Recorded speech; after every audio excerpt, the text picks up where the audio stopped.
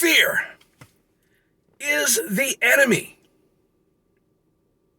Think about that for a second. Now, this video is a little bit different than the kind of video that I would normally bring you, right?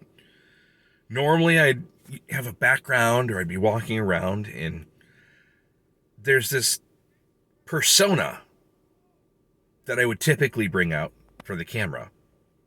That it wasn't a conscious decision to do that, but we're ingrained that you need to be professional. This is professional. This is how this works. And to a large degree, I've tried to hold myself to a certain standard. And I guess I never really thought about why until I spoke to a friend of mine last night who lit a fire under my ass. And she called me out on the bullshit. But she did it in her very nice way of doing it. But it's rooted in fear. And we all have it. If you act differently around other people than you do when you're alone, that's out of fear. Fear of rejection, fear of what people are going to think. A lot of people don't put themselves out there at all because they're afraid. They're afraid that they're going to be ridiculed. And some of you out there watching this video right now are going to judge me. And that's okay. You can do that. Some of it's human nature. But it's human nature because while you're sitting here judging me and saying, he's not very professional, or I wouldn't say that, or man, he looks really dumb on camera. And you know what? That's your opinion, and I'm okay with that. Because this is who I am. And I'm doing something that not a lot of people do. A lot of people don't put themselves out there like this. So you can sit there and you can judge, and you can laugh and snicker and make comments all you want, and that's fine. But at the end of the day, I know that the people that are out there that are not putting themselves out there, that are laughing and judging and snickering, they're not the ones that are winning right now. And they're not winning because they're too preoccupied being afraid. And that's how they deal with being afraid. And I would like to encourage you to buck the fear the same way that I'm bucking the fear. I've decided that me being me and just unleashing every part of who I am is super, super important. Because why would somebody want the me that isn't really me? Why would somebody want the you that isn't really you? And then at the end of the day, if people don't want the me that's me and they don't want the you that's you, they want this thing that's made up that doesn't really exist. They're not going to be pleased. They're not going to be happy. And when you start acting like you, or I start acting like me, people are going to be disappointed and they're going to be let down. And is that fair to do to somebody else? Is hiding who I am fair to do to me? Or hiding who you are fair to do to you? I mean, I guess that's for you to decide. But it's not fair for me.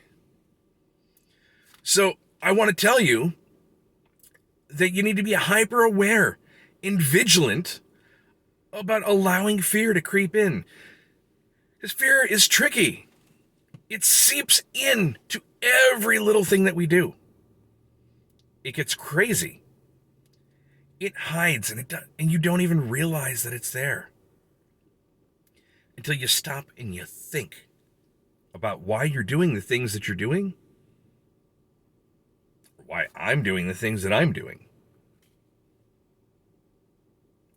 So you can look forward to seeing a whole different kind of content come out from me.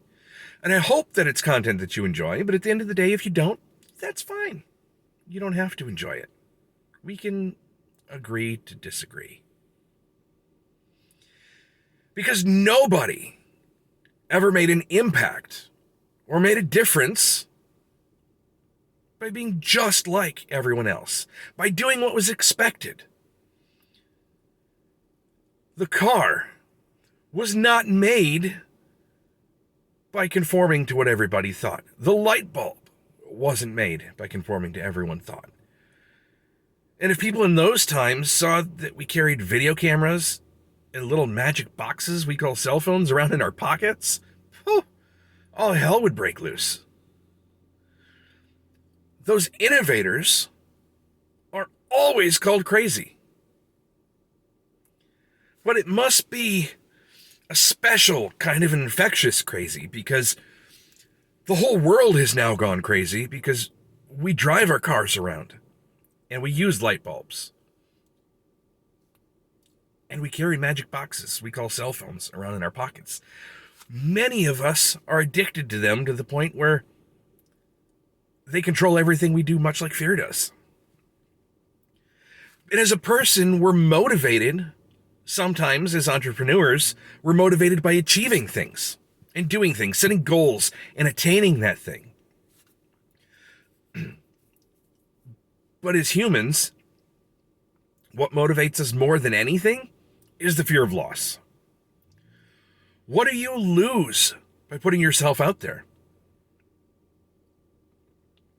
And we have the feeling to tell ourselves that we might lose things like self-respect, dignity, our professional persona. We might be perceived incorrectly.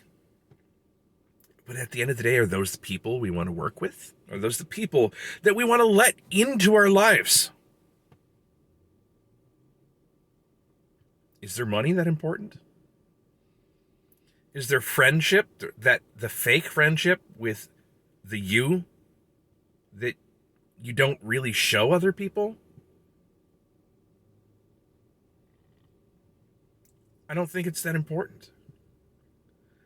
I would much rather have one close friend or one good client that accepts me for exactly who I am than have a bunch of clients that I have to put a show on for, or a bunch of friends that I can't be myself around. Something to consider. But I wanted to put that in your ear, that you need to watch out for fear. You be you. Because somewhere, there's somebody looking for exactly you. And you will make the impact that you're looking for. You will do the things that you're looking to do.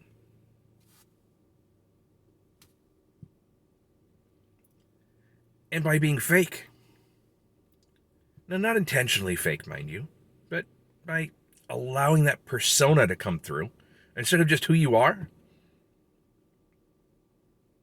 you're doing a disservice to yourself. And you're robbing those people you could be making an impact on of that impact that only you can give them. I hope this resonates with you. I hope you enjoy it. So please don't forget to hit that like and subscribe button, and look forward to some more slightly deeper content as I take into this journey to bring more of me, my authentic self, into everything that I do. Have a great night, guys.